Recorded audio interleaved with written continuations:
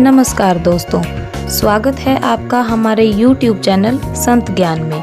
हमारे इस वीडियो को अंत तक देखें और लाइक करें, शेयर करें, कमेंट करें, सब्सक्राइब करें और बेल आइकन को प्रेस करना ना भूलें ताकि हमारी हर वीडियो का नोटिफिकेशन आप तक पहुंच सके।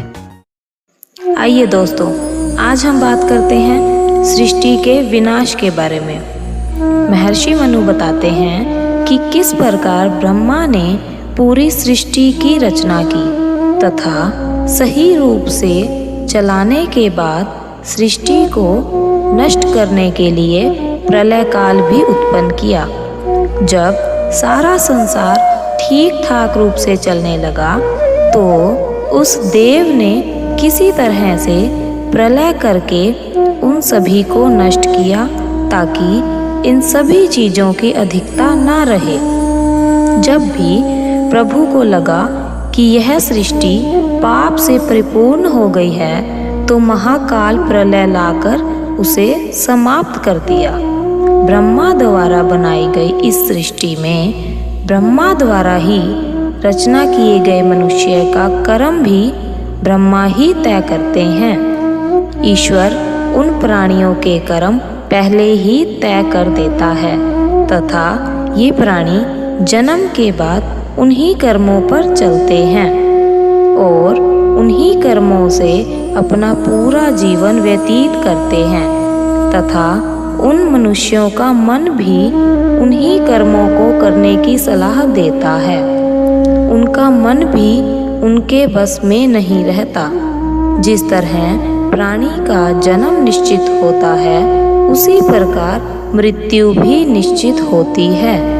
अपने कर्मों को करने के बाद प्राणी मृत्यु को प्राप्त होते हैं और उनकी आत्मा फिर से परमात्मा के पास चली जाती है जहाँ से वह आई थी तथा फिर से वह परमात्मा उनके नए जीवन को तय करता है।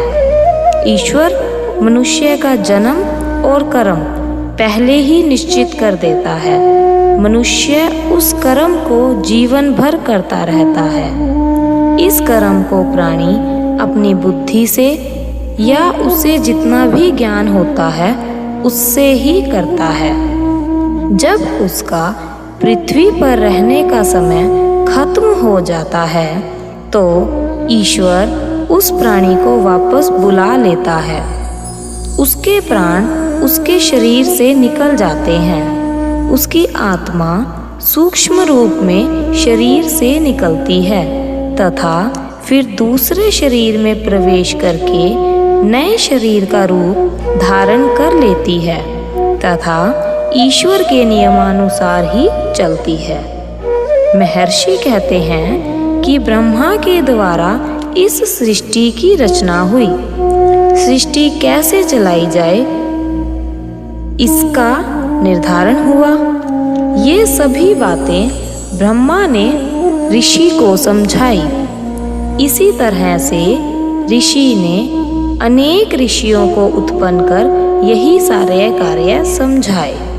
ब्रह्मा द्वारा रचाए गए इस संसार में ब्रह्मा ने ही समय समय पर भिन्न भिन्न रचनाएं की और समय समय पर उनका नाश भी किया। हमारी वीडियो को अंत तक देखने के लिए धन्यवाद। जल्द ही मिलते हैं हमारी अगली वीडियो में। नमस्कार।